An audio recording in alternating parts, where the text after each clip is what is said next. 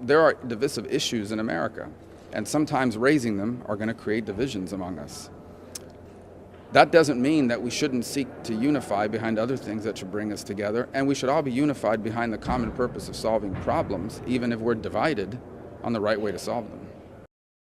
So his proposal, actually, there's nothing in it that people haven't supported in the past, and our 2013 Gang of Eight bill got limited family migration in the future to spouses and children.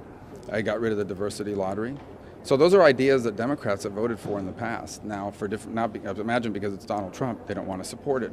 So my argument is I support the 4 pillars of his bill, but what I really support is getting something done. And to do that, we need 60 votes in the Senate.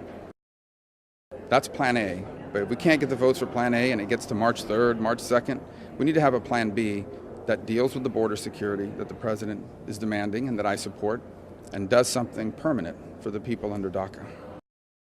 As far as the Russia thing, I thought about that yesterday. That's a no-win situation for him.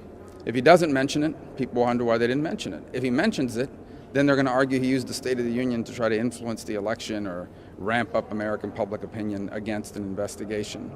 So I think they probably decided it's better off just to not mention it. So I can't be accused of trying to use the pulpit of the White House to go after an independent investigation.